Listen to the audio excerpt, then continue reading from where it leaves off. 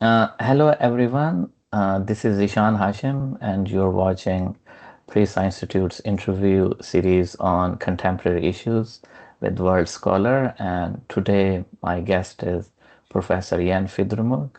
Jan is a professor of economics at the University of Lille, France, and his research interests are political economy, migration, economics of transition, and institutional economics. And he is also research fellow at the Center of Economic Studies in Munich, the Global Labor Organization, and Rimini Centre for Economic Analysis. And today, especially with Jan, we are going to discuss about the European integration because PRISA is also focused on South Asian integration. So we will learn some lessons from European integration. And especially then we will talk about migration and how with the rising population, you can say that with the rising populism, the role of migration could be, you can say that, affected. So thanks, Ian, for your time. Thank you for having me. Ian, my first question is about European integration. Means what were the factors which caused European integration? Whether that was the economic factors or political factor, or there were some other factors as well, which we think like they caused European integration or the dream of the European Union was came true. Yeah. I think it was a combination of the factors that you mentioned. So it was both economic and political, and also just general hope for self-preservation of European nations. Because if you look at European history, it's essentially a history of conflict and fragmentation. Europe was divided into dozens of different states, different kingdoms and dukedoms and other little statelets that would form alliances with some and fight against others. And these alliances were constantly shifting and changing, and it was essentially centuries and centuries of misfortune and trouble on the European continent. And eventually, this culminated in the two world wars, which proved to be extremely damaging, extremely costly, both economically and in terms of human lives. And after the second one, there was a general consensus that this was not the way to go forward, and that in order to prevent further conflict, the European countries needed to kind of be on the same boat, in the same boat, be united. And so they started by so initially there were six countries that created the first predecessor of what is now the European Union, and it was gradually expanding, absorbing other countries, and essentially in that respect it's been a success. It's proven to be successful economically, in the sense that these countries were able to eliminate economic barriers to economic ties with one another. They created a single market where you can trade with people, with firms in other European countries.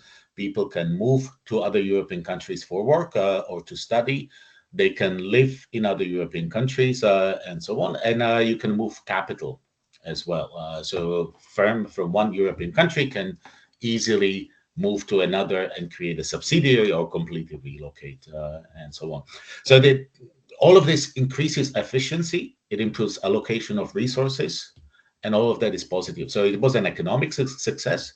It was also a political success because it created this huge union of democracies, combining democracies with institutions that govern it, with a separate electoral process. We have elections, European elections as well, and it led to a situation where Europe, instead of being fragmented and kind of arguing, different countries arguing with one another, now has a common voice and can participate in international negotiations, can be a counterpart to when it comes to economic and political ties or disputes with other large countries or large bodies. So yeah, this is essentially my view, and I think a fairly consensual view, consensus-based view of European integration. Okay, so it means there was some economic and political interest, and also they wanted some like peaceful situation in which the trade they can do trade and also go for international cooperation as well. And do you think there was some kind of, European identity was also involved? Like before the European Union or integration, people in Europe considered themselves like European as an identity, or do you think that's after the means creation of European Union, the identity is like very big thing? I think this is something which is still being in the process of being created. So I don't think that there's a clearly defined European identity, but most people have a sort of combined identity. So most people would see themselves as Europeans and Germans, or Europeans and Poles or Italians. So there is some common element in terms of identity, but there's also still a strong sense of national distinctiveness of the different nations, and sometimes even regional distinctiveness. You have regions of some countries that have their own identities. In Belgium, you have people who are Flemings who feel very different from the Walloons and so on. In Germany, you have some regions where people also have their separate identity to some extent. People in Munich are German, but they are also Bavarian and they're European. So there's this kind of melange of different identities. And essentially, the fact that one of the identities that people identify with, that they associated with themselves, the fact that there's also this European element is one of the successes of European integration. Hmm. And with the passage of time, this identity, European identity, is increasing, or it's the same as before? No, I think it is increasing, and in part, it's also one of the fruits of the single market, because now Mm. it's very common that you have people who live in one country and they travel to other countries frequently. You have people who studied in other countries. Either they did their entire course of studies in another country, they got a degree from another country, or at least they participated in an educational process in another country for a semester or two. We have this Erasmus framework which makes it possible for students to come to another country for a semester or two, uh, essentially very easily, based on some sort of implied reciprocity. Okay. People, yeah. So basically, the degree of mobility between European countries is very high. Most people who live in Europe would have had experience of visiting other countries on a regular basis, whether it's for holidays, for vacations, or for longer stays. Many people have experience of having lived in another country. Uh, and even those people who don't ever travel or don't travel very often, who never lived in another country, would have met people from other European countries. And so this Mm-hmm. essentially allows these kind of cultural spillovers in opinions and values across the national borders, where we learn about one another, we learn from one another, and we become more similar to one another. Yeah, yeah, yeah. And also means one very short question. It is like the one causes of Brexit was is also like there was no European identity in UK, I think. It was very weaker here. So the British always consider themselves British, but not European. That is true. The UK was always slightly apart. Uh, it is an island, and the British society is fairly highly insular in many respects, including the way how people think, including essentially how they perceive themselves. The channel is not very wide geographically, but somehow it still does pose an important barrier uh, in this process of kind of unification of Okay. identities that we discussed just now. Okay. So the UK was a little bit different. There were also differences in the UK in the sense that the European element was not advertised as much as it is in other countries. In most countries in Europe, you see European flags outside of government buildings, whether this is the national government or local or provincial government. Oftentimes you see European flags alongside national flags outside of schools and mayor's offices, city halls, and so on. And this was never the case in the UK. So Okay. the fact that the UK was part of the European Union wasn't as apparent as it would be, and as it is indeed in many other European countries. Okay. Ultimately, this was possibly one reason why Brexit actually did happen. Okay. Okay. And now means Europe is facing, the whole Western civilization is facing the rising threat of populism. And the populism is also in Europe challenging European integration as well. And also it's challenging the role of migrants in Europe. And what do you think? What are its causes? And do you believe like the basic motivation of this populism is economic or social, or there's some kind of migrants are actually hurting the European values? I think the reasons for the rise of socialism is essentially it's not necessarily about migrants. Migrants are approximate cause. People like to blame migrants because they're different and they're easy to identify. But I think that the main the deep reason for the rise of populism is that there's a lot of people who are not happy with their socioeconomic position right now, with their economic well-being. They're seeing as their role in the society is being diminished. Maybe their income is less than they would like, and to a large extent, this is because of globalization in general. They are in industries which are declining, and it's easy to blame this on something else that is very obvious, which may have also changed, which may have become more prominent recently, and that would be the increase of immigration.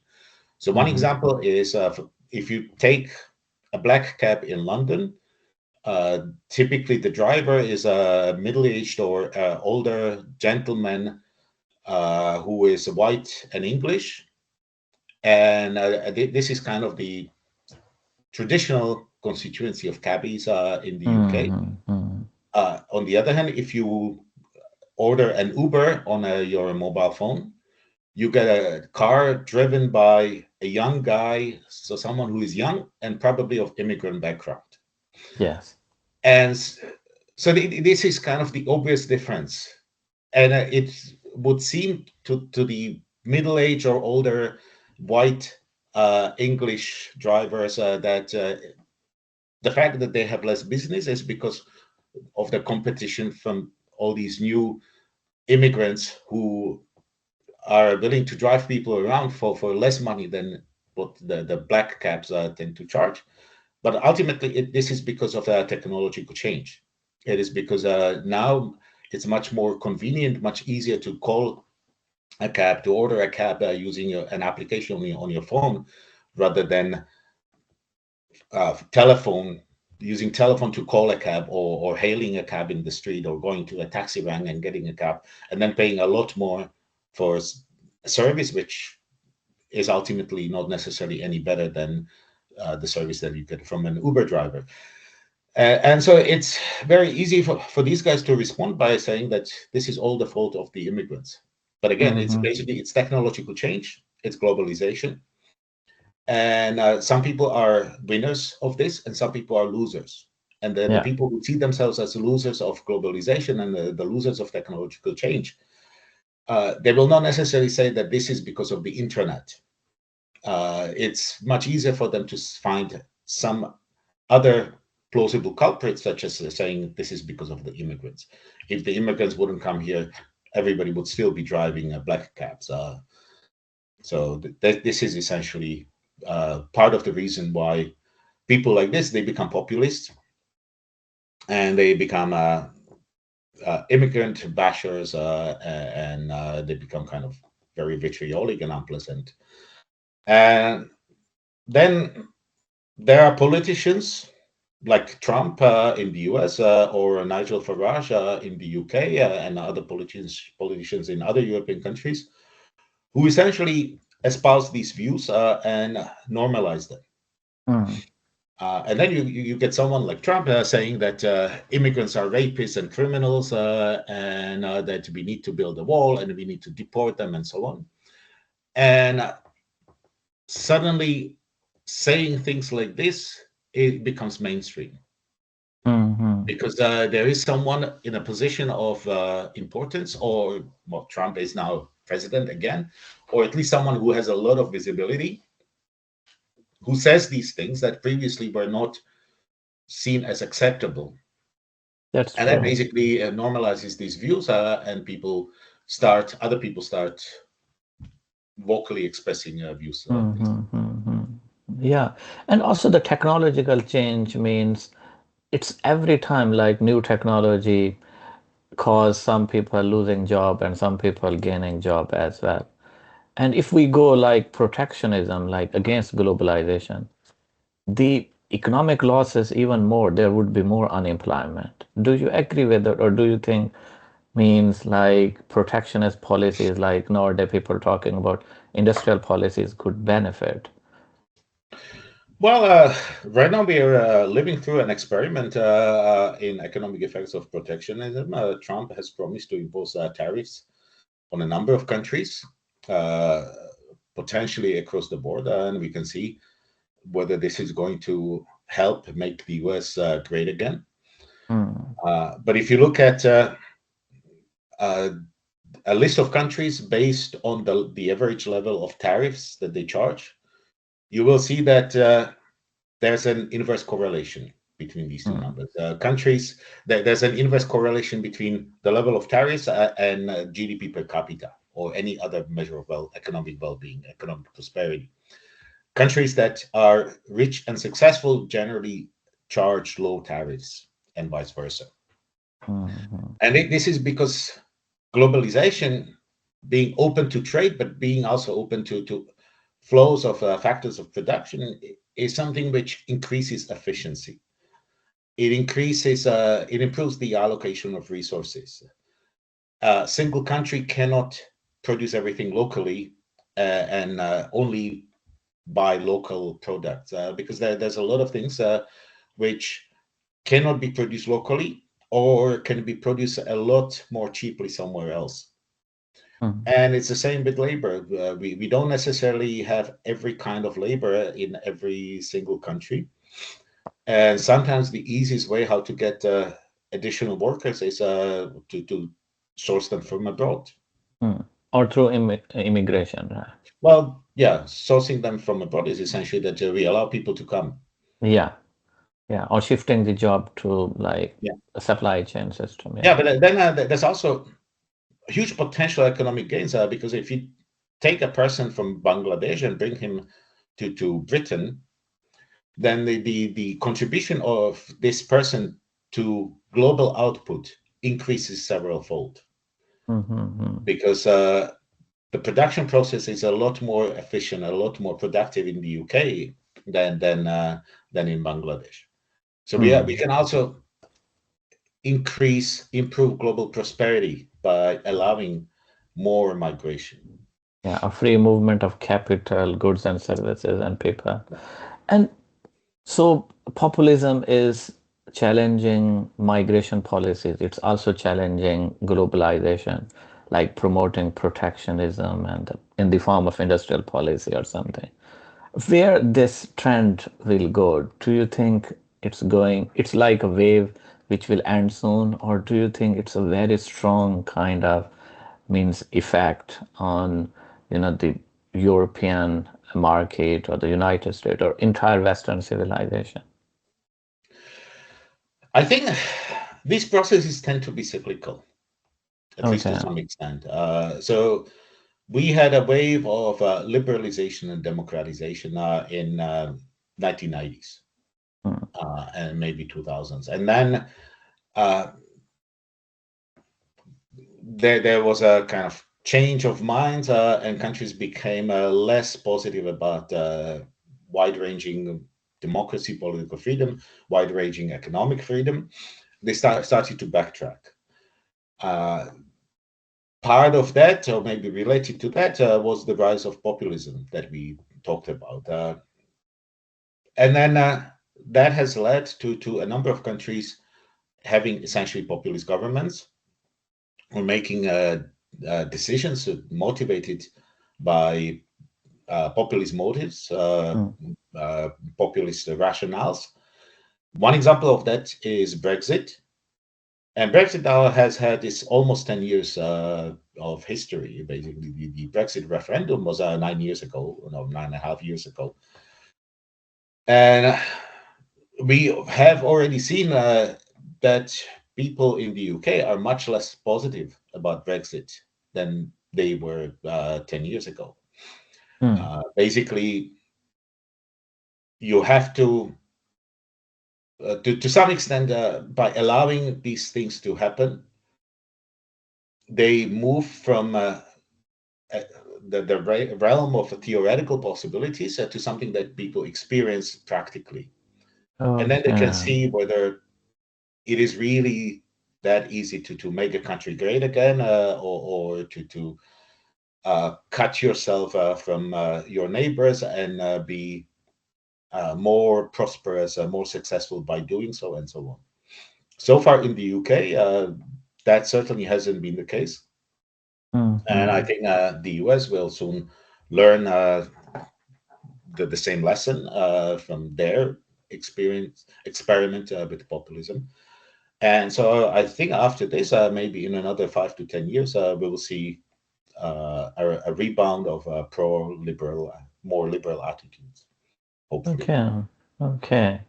Yeah, I mean, it it also seems like when people will experience, they will understand, and also maybe the experience of Trump, like the Europeans could also learn from it, and they would not repeat the same mistake here. Yeah, that's possible. And Ian, what do you think about the culture? Do you think culture is kind of a static thing? There was one European, for example, culture, or there was one static kind of English culture or the American culture, and when migrants came to Europe or the UK or United States, so they destroy the culture. So do you think they added value to the culture, or do you think they destroy the culture? Means if in UK I feel like they added value because, for example, in the form of food and many ways, but people still feel like the migrants are threatening the culture. Well, I mean, speaking about the UK, I think the UK can pretty much only gain by importing culinary culture from the rest of the world.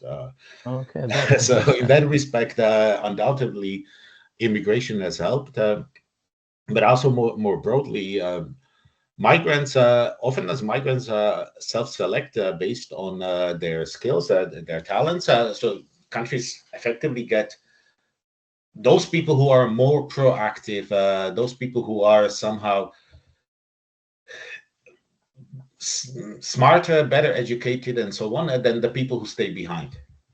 So Hmm. even if the migrants are relatively low skilled, the people who decide to become migrants tend to be those who are more entrepreneurial than the people who are otherwise very similar, but they decide to stay put. Hmm. And so, in that respect, migration is generally positive. Yeah. Yeah. And means there's no particular culture which you think like they are destroying. No, well, Like the Western values mostly says that.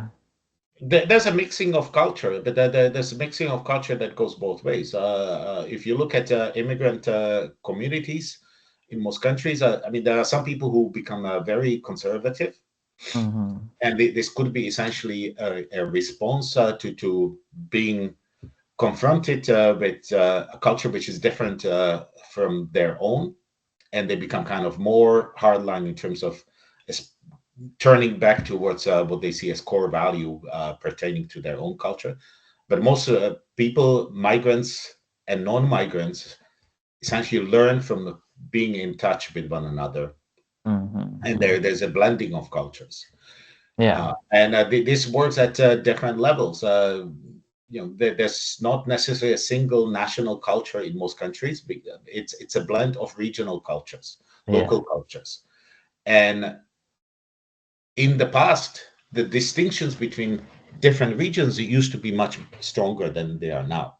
If you look Yeah. at countries like Italy, people from the north would not be able to understand the way people from the south used to speak, and so on. And then because of mobility, but also because of technological inventions such as radio and television, people suddenly became confronted with cultures from different parts of their own country, and Yeah. they became more similar. And the same thing, same process goes on in terms of international mobility of people. Yeah. People in a country become familiar with being in contact with immigrants, but the immigrants also adopt elements of the culture of the country where they live, Yeah. and then they share some of those new norms and values which they have acquired. They share them with their friends and family back home. Mm-hmm. So there's essentially a process of cultural exchange, Yeah. and we can see how countries slowly will become more similar in terms of cultural values. Okay. And yeah, and it's interesting if I add like something, the third generation of migrants is totally different than their grandparents they migrated from, because with the passage of time, just like you said, they adopt the local culture completely. On the other hand, if I tell like my grandfather culture, when I was a kid, I observed that was totally different when I was in Pakistan. And now, like I observed that the culture has changed a lot, and that's mainly because of globalization and adopting more and more Western values and Western cultures through media and different things. So globally, if I say, so the Western thinkers means they must be happy that all over the world people are adopting Western values, culture, and all these things. But if some people are feeling like the Western values and culture is being destroyed by the migrants, that makes no sense to me. It feels like, okay, if you are going to eat chicken tikkas and you feel like it's Indian, so it's not destroying the Western culture. Okay, and also about the economic impact of migration, we study the means, the economic value addition of migrants is more than the economic cost. For example, you don't need to spend any money on the workforce, because workforce is trained and migrated to your country, and then they start participating in the labor market. And if one person who is born in one country, you need to spend a lot of money, for example, for education and training and many other things as well. But still, people believe like the populists, especially, they believe like the migrants are cost on you can say, the national means finances. So, do you Well, agree? um, I wouldn't say that migrants necessarily are a cost or a burden to the society. Uh, Obviously, if the society makes it easy to claim benefits without contributing, then people will do this. And the people who do it, they're home country nationals, nationals of the country, as well as immigrants. Basically, if you create perverse incentives, you will get perverse behavior. So what we need is we need to have welfare states, which kind of make sure that people who fall on hard times are not left to starve to death, or that are not necessarily left to be destitute, do not endure undue hardship. But we also have to make sure that people who can contribute end up contributing rather than abusing the system. And that there's a lot of people in any country who are taking advantage of perverse incentives created in the system, essentially by free riding on others. And some of them are migrants, and many of them are natives. So in that respect, if such incentives exist, it is no wonder that some migrants take advantage of them. What is more important is basically we need to look at the characteristics that people have, migrants or not, and how much they contribute. And in that respect, there's a lot of migrants who do make a contribution. And as you said a little while ago, one advantage of migrants is you get people who have done their education in another country, whose training was paid by another country's taxpayers. Yeah. But then they move to this country, and this country gets the benefits, collects the fruits of that training and education. Yeah. And that is an important positive contribution that migrants make. And a lot of migrants are actually fairly highly skilled. We tend to think of migrants as being low skilled, because when we see someone who has a university degree or someone who has a PhD and who works for an international company and lives in an expensive part of the city and drives an expensive car and so on, we don't see that person as a migrant. We would call that person an expat. So we will never say that an expat works in a warehouse or in a fast food shop. But if you go to a bank, you would see a lot of people that you would call expats, or an investment bank. And so we have this kind of dichotomy, artificial dichotomy between good migrants that we call expats and then not so good migrants that we call migrants or immigrants. Yeah. Okay, and the last question, it is about, can we categorize the migrants as well? Means the migrants, the good migrants or bad migrants, or the migrants who adds value and the migrants who doesn't add value. I mean, for example, some people believe, or the populists also say that, okay, we are not against migration policy and we want immigrant, but this category of people we don't like.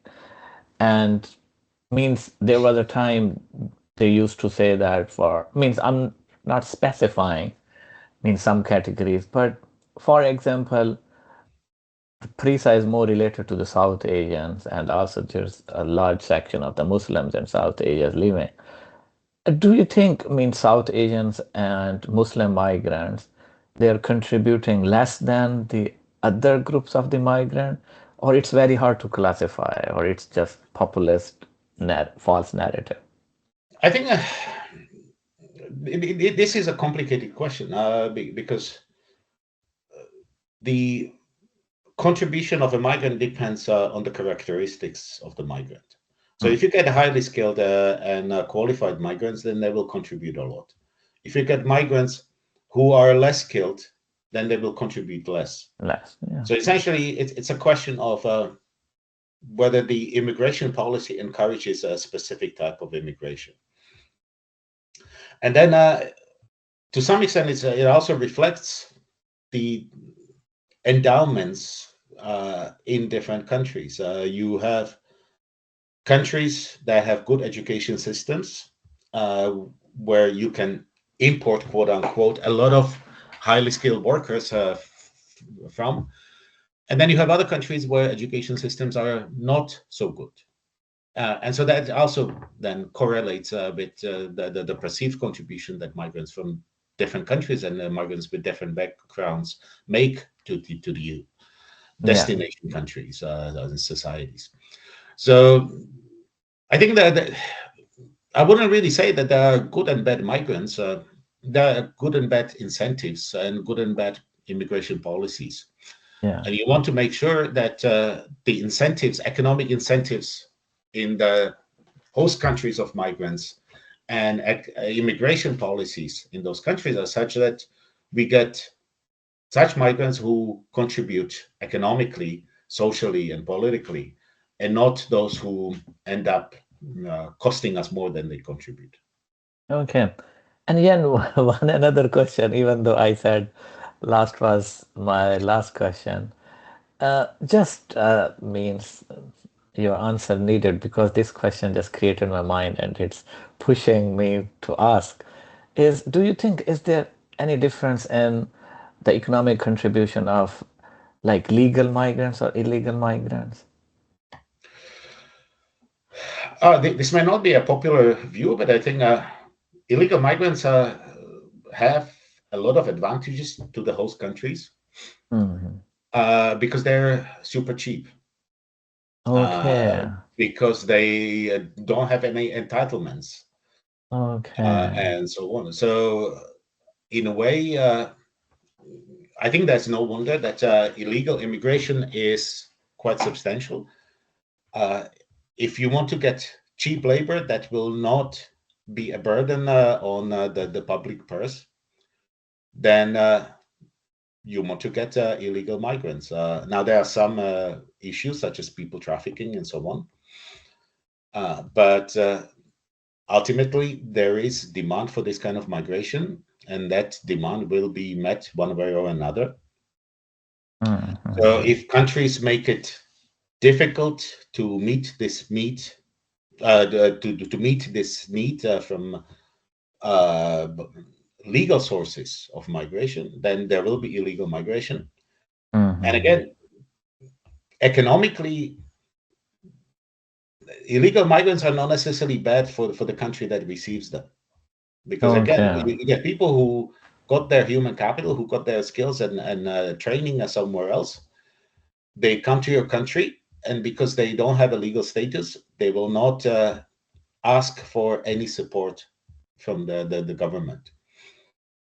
So, I mean, I'm not saying that we should encourage more illegal immigration, but essentially by creating a situation where illegal immigration can exist, countries willingly or unwillingly, or consciously or unconsciously benefit from this. Mhm. Again, you get hundreds of thousands of people moving to your country who will be contributing to GDP, who will be contributing to profits of local companies, Mhm. but they will not ask for any benefits from the local authorities or national authorities to support their livelihoods in these countries Mhm. because they don't have the right.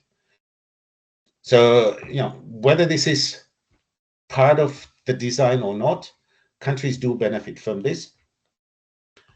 And they will continue benefiting from legal and illegal immigration as long as there is a need for this kind of immigration. Okay. Okay. Perfect. Thanks for your time, Jan. Sure. It was very insightful. I enjoyed talking with you. Thank you. It was nice discussing these things.